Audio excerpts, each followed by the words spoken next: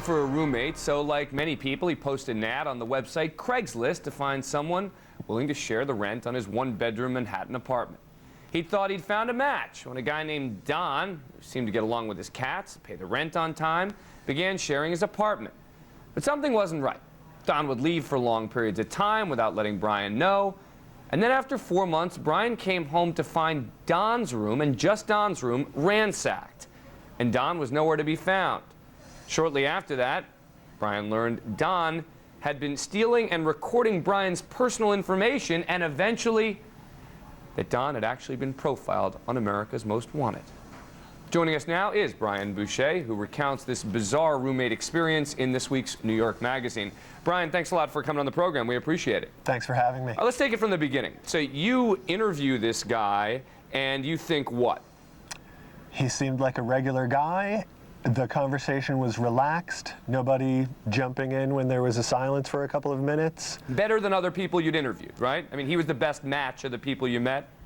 You know, he was the first person to come and look at the apartment. Other people weren't able to come, or they found another place before we met, and so he was actually the only person I interviewed, and I thought we hit it off well. All right, at what point do you start thinking that maybe something's at least off? The long absences, unannounced, I wasn't so crazy about, but I thought, well, he doesn't report to me, it's his business. After the break-in, when I got home to find his room ransacked and even, you know, a few dollars in my top drawer untouched and my stereo and my computer there, I really thought, this is not normal. So you're thinking he's like a spy or a terrorist or something at this point? Exactly. My fantasies went straight to Al-Qaeda. I thought, you know, somebody came to get the microfilm or something. I was terrified, and I thought, this guy is definitely a spy or something similarly dramatic. Did you call the police at that time? I did, and I called 911, and 2 police came, and they said, where's your roommate? And at that point, I hadn't seen him in a while. It was during one of his absences. And so they said, for all we know, it might have been your roommate. There's no crime here. Talk to him about it when you see him. All right, and then what happens next? I mean, then some time passes, right? A little time passed, and then he resurfaced, ironically enough, on Christmas Eve 2003. Saying he was back from the West Coast where he had been visiting a relative. And when I heard his voice on the phone, I thought, okay, I must be crazy. He's the regular one. He's back in the city. So I met up with him the next day and let him back into the apartment. I had changed the locks, of course. And what did he say about the break-in?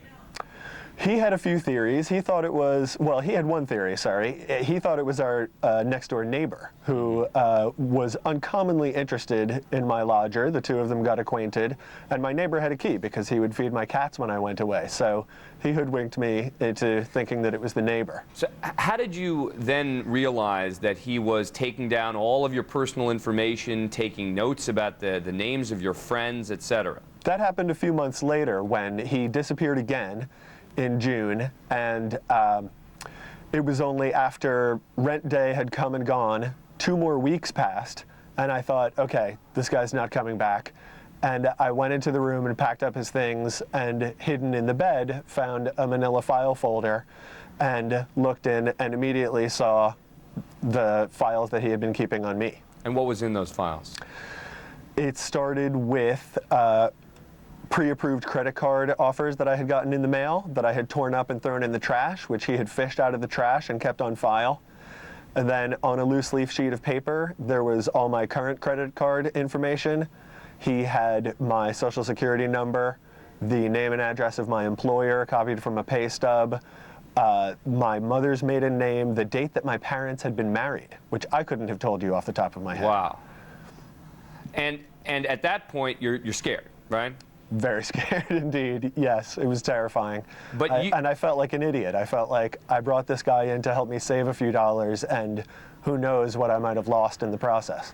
But then you had to do your own sleuthing for a while, right, to figure out who he was? That's right. I also found correspondence from JetBlue addressed to somebody by a different name, which was another victim of his identity theft. I also found photocopied social security cards and driver's licenses from other people who were not the name that he gave me. I found nothing under the name that he gave me, which was John Williams, which seems very funny in retrospect. And finally, it was only when I got into his computer through the help of a friend and found the sign-in name, which was Dino Smith. And Smith, of course, seemed like such a generic name. I thought, this can't possibly be his actual name. And just sort of on a whim, I Googled Dino Smith, and that was when I found out who I really had been living with. So you put in Dino Smith into Google, and what pops up? The first link was America's Most Wanted's website. And he was wanted for a huge jewel heist. That's right. Lang Antique and Estate Jewelry in the Union Square neighborhood of San Francisco. They had made off with, I think, estimates that I read varied from $6 to $10 million of antique and estate jewelry. Wow. And he had also had a long criminal record before that, correct? That's correct. Okay. And then you obviously, the authorities from San Francisco were receptive to hearing from you at that They point. were very interested to hear about this, and they came and took a very close look at the apartment. And then you ended up having to testify against him. Correct. I went and testified that the evidence that I had found was turned over to the police exactly as I had found it. The defense wanted to argue that I was an agent of the San Francisco police and that I had created the evidence on the computer.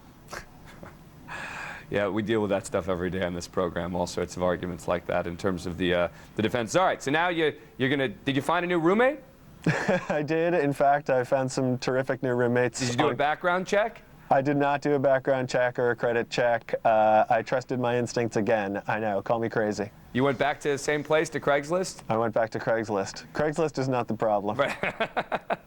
Brian Boucher, it's a fascinating article. Well done. Thank you very much for coming on the program. Appreciate it. Thank you.